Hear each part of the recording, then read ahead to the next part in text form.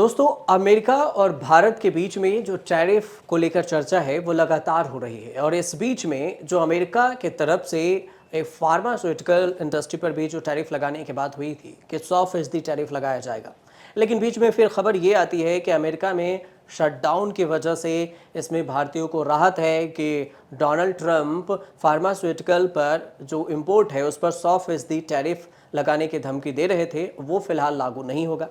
लेकिन हमारे साथ अमेरिका से सीधे डॉक्टर रवि गोडसे सर हैं, तो इनसे ही समझते हैं कि ये जो सर सबसे बड़ी बात तो ये हो रही है कि ये जो फार्मास्यूटिकल इंडस्ट्री पर जो 100% टैरिफ लगाने की बात हुई, इसके फायदा नुकसान या शटडाउन की वजह से किया गया है, ये आप किस नजरिए से देखते हैं? शटडाउन की वजह से नहीं है। ये किया है, ट्रम्प साहब ने किया है, वो पेटेंटेड मेडिकेशन पे किया है, ब्रांडेड मेडिकेशन पे किया है। उसको 100% लगाया। तो उसके ऊपर ये आया था कि इंडिया का मार्केट थोड़ा हिल गया था उसकी वजह से। पता नहीं क्यों? क्योंकि इंडिया को पेटेंटेड और ब्रांडेड मेडिकेशन स्पेस में इंडिया है नहीं। इंडिया जेनेरिक मेडिसिन में है। तो यूएस के जो 40-45% जेनेरिक्स होते हैं, वो इंडिया से आते हैं। इंडिया का जो जेनेरिक्स का पूरा बिजनेस है, उसमें से 35% अमेरिका को जाता है। इंडिया के फार्मा सेक्टर में 25 लाख जॉब है, उसमें से 5 लाख जॉब पूरी तरह से अमेरिकन जेनेरिक्स पे निर्भर है। तो इंडियन मार्केट में इतनी हलचल क्यों थी? क्या होता है ना कि कालिया खड़ा है और उसके साथ 2 आदमी खड़े हैं। तो उसके नजदीक वाले आदमी को गोली लग गई तो कालिया को डर है कि गब्बर शायद मुझे न ठोक दे अभी, तो अगर पेटेंटेड और ब्रांडेड पे डाला है, तो क्या 1 महीना बाद ट्रम्प साहब कहेंगे अभी जेनेरिक पे भी डालेंगे? और अगर जेनेरिक पे डाला तो फिर लफड़ा हो जाएगा। क्यों लफड़ा हो जाएगा मैं आपको बता देता हूँ आसान भाषा में। क्या होता है ना, ये जो जेनेरिक होते हैं ना, उसका मुनाफा शायद होता है 35। ओके, एक यूनिट की कॉस्ट है 100 रुपया और उसका आपका मुनाफा है 35। ओके, तो अगर उसके ऊपर 15% टैरिफ लग गए और जो 100 था उसकी कीमत 115, मैं लिख के बताऊं या समझ आएगा? वैसे नहीं नहीं, वैसे वैसे 100 था, हाँ। उसकी कीमत हो गई 115। तो आपका मुनाफा है 35, आप आपका मुनाफा थोड़ा घटा सकते हो, 30 कर सकते हो, 25 कर सकते हो। और आपको शायद करना पड़ेगा क्योंकि वो मार्केट में वियतनाम भी है, चाइना भी है, इंडोनेशिया भी है। लेकिन अगर 100% टैरिफ लग गए और जो 100 रुपए की चीज जेनेरिक मेडिसिन था वो 200 रुपए का हो गया, तो आप कहाँ मार्जिन काट लोगे? फिर आप तो बिजनेस में रह ही नहीं पाओगे ना। 35 अगर आपका प्रॉफिट मार्जिन है तो आपको कम से कम 30-25 तो कमाना पड़ेगा ना, नहीं तो आप धंधा क्यों करेंगे? तो ये अमेरिका ऐसा क्यों कर रहा है? मतलब ये पहले नहीं था, सडनली क्यों कर रहा है? क्या होता है ना, अमेरिका के सब जो जेनेरिक्स होते हैं वो बाहर से आते हैं, वो अमेरिका में नहीं बनते। क्यों नहीं बनते? क्योंकि अगर उसका मैन्युफैक्चरिंग का कॉस्ट इंडिया में 100 रुपया है, चाइना में 90 रुपया है, इंडोनेशिया में 110 रुपया है, तो अमेरिका में उसके मैन्युफैक्चरिंग का कॉस्ट हो जाएगा 1000 रुपया। क्यों 1000 रुपया हो जाएगा? क्योंकि अमेरिका में वेजेस, तनख्वाह बहुत ज़्यादा होती है, उनको बेनिफिट्स देने पड़ते हैं, हेल्थ इंश्योरेंस होता है, तो सोशल सिक्योरिटी होती है, तो तनख्वाह बहुत ज़्यादा होती है। और ये जो जेनेरिक दवा है, इसका मतलब क्या है? पेटेंटेड नहीं है। अगर पेटेंटेड नहीं है तो फार्मा इसके ऊपर पैसा नहीं बना सकती ना, क्योंकि वो फॉर्मूला लेके कोई भी बना सकता है, राइट? तो उसमें ज़्यादा पैसा नहीं है, तो जेनेरिक का मार्जिन बहुत कम होता है। तो अगर 100 रुपए की कीमत 1000 हो गई अमेरिका में मैन्युफैक्चरिंग करके, तो फिर कुछ प्रॉफिट ही नहीं रहेगा उसमें। पेटेंटेड मेडिकेशन के लिए ट्रम्प साहब ने एक लूप होल रखा है कि वो कंपनी ने अगर अमेरिका में जगह खरीद ली और ऐसा एक बोर्ड लगा दिया सिर्फ कि काम चालू है, तो भी उनको टैरिफ नहीं है, तो उनको अमेरिका में कुछ ना कुछ पैसा खर्च करना पड़ेगा पेटेंटेड वाले कंपनीज को कि जगह खरीदे। लेकिन ये जो जेनेरिक वाले कंपनीज है, जैसे इंडिया के सन फार्माज है, डॉक्टर रेड्डीज लैब है, वो इतना पैसा कहाँ से लाएंगे कि अमेरिका में जमीन खरीदे, या अमेरिका में प्लांट खरीदे। तो यूएस को लेकिन डर क्या लगता ट्रेड पार्टनर्स के बीच में भी तो रिश्ते बिगड़ेंगे, जो ट्रेड पार्टनर्स। है? नहीं नहीं, अमेरिका को डर क्या लगता है कि मानो भविष्य में युद्ध हो गया, ओके, और ये जो अमेरिका के जेनरिक्स है वो पूरे बाहर से आते हैं, तो अमेरिका क्यों डिपेंड करे किसी बाहर वाली कंट्री को? मतलब इंडिया भी अमेरिका के लिए किसी बाहर वाली कंट्री है ना, तो क्यों डिपेंड करे? और इसका जो सिंपल आंसर है, वो आंसर में ही टैरिफ, ये जो युद्ध चल रहा है उसका भविष्य में आपको बता देता हूँ आसान भाषा में, कि अमेरिका को ये समझेगा कि अमेरिका में जेनेरिक्स मैन्युफैक्चर नहीं कर सकते, बहुत मुश्किल है, क्योंकि उसका कॉस्ट इतना ज्यादा हो जाता है और मुनाफा कुछ नहीं है उसमें, क्योंकि वो जेनेरिक है। तो कोई बनाएगा नहीं जेनेरिक, ये फ्री मार्केट है ना, पूंजीवादी देश है, फ्री मार्केट है, कोई फार्मा अमेरिका में जेनेरिक बनाएगा ही नहीं। फिर अमेरिका कहां से लाएगा जेनेरिक? तो फिर अमेरिका को पता चलेगा कि अमेरिका को कहीं ना कहीं बाहर से लाना ही पड़ेगा, और अगर कहीं ना कहीं बाहर से लाना ही है और 20 साल बाद अगर युद्ध जैसा परिस्थिति आ जाती है, तो अमेरिका किसके ऊपर ज्यादा भरोसा करेगा? चीन के ऊपर भरोसा करेगा या भारत पर भरोसा करेगा, जहां अंग्रेजी बात करते हैं, लोकतंत्र है, कायदे का राज है, फ्रीडम ऑफ प्रेस है, और अगर उन्होंने कुछ कह दिया तो कह दिया, उसमें तब्दीली नहीं होगी।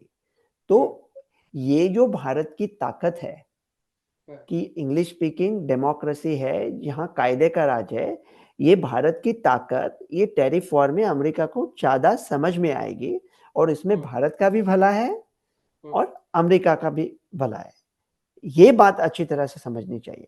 और क्या होता है ना, ये जब हम मुनाफे की बात करते हैं दवाओं में, आप कहोगे ये लोगों के जान बचाने वाली दवा है, ये या ये फार्मा क्या कितने खराब लोग हैं, सिर्फ मुनाफे की बात करते हैं, क्या उनके हाँ, लोग? अभी अभी मुनाफे में बात हुई अभी की, जैसे फाइजर की भी डील हुई है अमेरिका में, लगभग 70 अरब डॉलर के निवेश किया है फाइजर ने अमेरिका से। हाँ, क्योंकि वो अमेरिकन कंपनी है ना, तो मेरा इंडियन कंपनी जो है जेनेरिक है, उनके लिए एक मेरे दो पॉइंट्स है। पहला पॉइंट ये है कि फार्मा कंपनी को मुनाफेखोर कहना जायज है, क्योंकि वो सही है, लेकिन ये भी सोचना पड़ता है ना, दूसरे विश्व युद्ध में के अंत में एक दवा आई थी, उसका नाम था पेनिसिलिन। तो वो आर्मी के पास गया, ब्रिटिश आर्मी, अमेरिकन आर्मी, किसी के पास पैसा नहीं था। फिर बाद में वो लोग अमेरिकन फार्मा इंडस्ट्री के पास गए, और वो एंटीबायोटिक का इरा चालू हुआ, करोड़ों में उसका उत्पादन हुआ। तो अगर आप फार्मा वालों का मुनाफा ही निकाल दिया, तो होनहार बच्चे क्यों जाएंगे फार्मा बिजनेस में? हाँ, फार्मा वालों को क्या दिलचस्पी रहेगी? और इंडियन कंपनीज के लिए एक सिंपल आइडिया है, तीन सिंपल आइडिया। पहली आइडिया ये है कि जेनेरिक पे टैरिफ नहीं आ रहा है। ब्रांडेड पे। हाँ, कि ब्रांडेड पे आया है, जेनेरिक पे नहीं आएगा, तो आप चिंता छोड़ दो, टाइम पास करो, ओके। जेनेरिक पे टैरिफ नहीं आएगा ऐसा लगता है। मानो जेनेरिक पे टैरिफ आ गया, हम्म तो आपको क्या, तो आप क्या कर सकते हो? लोग अभी व्हाट्सएप पे कुछ भी कहते हैं, वो कहते हैं कि अरे फिर चीन में बेचो। चीन क्यों खरीदेगा? चीन अपना कॉम्पिटिटर है ना यही मार्केट में, कुछ भी बोलते हैं, चीन क्यों खरीदेगा? वो कहते चलो यूरोप को बेचो, ठीक है, यूरोप को बेचेंगे, लेकिन हम सप्लाई तो बढ़ा सकते हैं, लेकिन डिमांड कैसे बढ़ाएंगे? यूरोप में जो डिमांड था 10%, उसका सडनली 50% कैसे करेंगे जनरेट? उस पर हमारा कोई कंट्रोल नहीं है ना, तो हम डिमांड तो नहीं बढ़ा सकते। फिर हम लोग अपने खुद के नए कुछ मेडिसिन ढूंढेंगे, लेकिन उसको तो 10 साल लगेंगे, राइट? हाँ, टाइम लगेगा और उससे प्रभाव इतना खर्च करना तो पड़ेगा। तो भारत की ये जो लोकल कंपनीज है, उनके पास दो पैंतरे हैं। एक पैंतरा क्या है, अभी अमेरिका में ट्रम्प साहब एक वेबसाइट निकाल रहे हैं, उसका नाम है trumpRx.com। हाँ, trumpRx.com। तो क्या होता है ना, अमेरिका में अगर आपके पास इंश्योरेंस है, तो इंश्योरेंस निगोशिएट कर लेता है, वो आपको अच्छी प्राइस दिलाते, वो दवाई का पैसा देता है। हम्म हम्म लेकिन अगर आपके पास इंश्योरेंस नहीं है हम्म और अगर आप जेब से पैसे निकाल रहे हो हम्म तो निचोड़ निचोड़ के लेते हैं जो अमेरिकन टैक्स पेयर है। एक दवाई है, आप गूगल करो, हम्म उसका नाम है लिनेजोलिड। हम्म लिनेजोलिड, उसके भारत में कॉस्ट है हम्म 45 रुपया, हम्म 45 रुपीज, मतलब आधा डॉलर। और उसकी अमेरिका में कॉस्ट है 72,000 रुपया। 72,000। 72,000 रुपया 5 दिन का कोर्स। तो वही दवा जो अमेरिकन दवा है, अमेरिकन कंपनी ने बनाई है, अमेरिका का रिसर्च, अमेरिकन टैक्स पेयर का सहारा, और वो दवा अमेरिकन टैक्स पेयर को उसकी कीमत है भारतीय रूपों में 72,000 रुपया 5 दिन के लिए, और इंडिया में 47। तो अगर कोई इंडियन ओरिजिन का अमेरिकन सिटीजन है तो वो 40,000 का टिकट खरीदेगा, माँ बाप को मिलेगा, और फिर 17 रुपए का दवा लेके आएगा, और नहीं तो ऑर्डर भी तो हो सकता है, हाँ, ऑनलाइन ऑर्डर डिलीवरी भी तो करें। तो वो लीगल नहीं है, वो वैध नहीं है। इसीलिए ट्रम्प साहब ने उसको अभी लीगल बनाने की कोशिश कर रहे हैं। तो trumpRx.com पे यूएस गवर्नमेंट देखेगा। तो मेरा आइडिया क्या है, ये ट्रम्प साहब तो व्यापारी है, उनके दिमाग में सिर्फ डील चालू होता है, ओके। वो अभी बीच बीच में कुछ भी बकने लगे, लेकिन वो अमेरिका फर्स्ट उनका एजेंडा है, उनके दिमाग में व्यापार चालू होता है। ये जो भारत की लोकल कंपनीज है, तो वो मिडलमैन के साथ काम करती है ना अमेरिका, तो वो मिडलमैन को काट दे, वो एजेंट लोगों को। ये लोकल कंपनीज सीधा अमेरिकन गवर्नमेंट को अप्रोच करे, इंडियन लोकल कंपनी।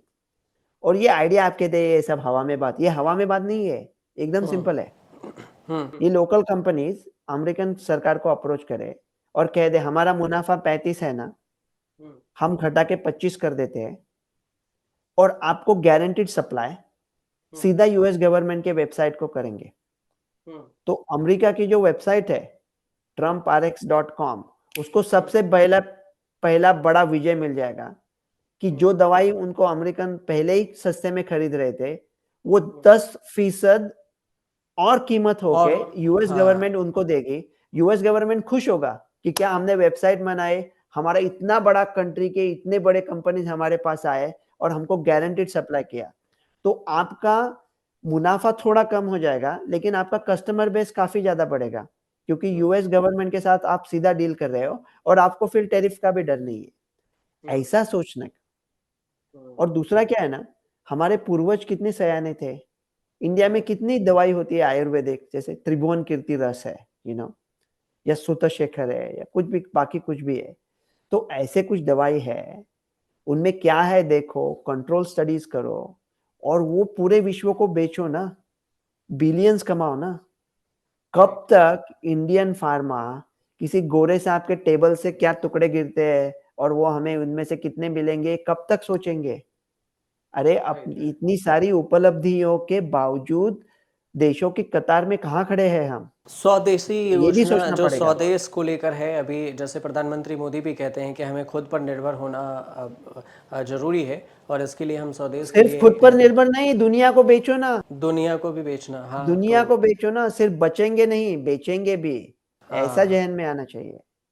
तो कुल मिलाकर ये जो टैरिफ विवाद है, वैसे कब थमेगा इसकी तो कोई अभी हमारे तरफ से तो गारंटी नहीं है। ये ट्रम्प साहब जाने, भारत और अमेरिका के बीच में जो ये जो टैरिफ विवाद है, इस पर आगे भी कुछ अपडेट आएगा तो हम आपसे ज़रूर मिलेंगे और बातचीत करेंगे। फिलहाल इस जानकारी के लिए बहुत बहुत धन्यवाद, और हमारे साथ आप देखते रहिए दर्शक न्यूज़ तक।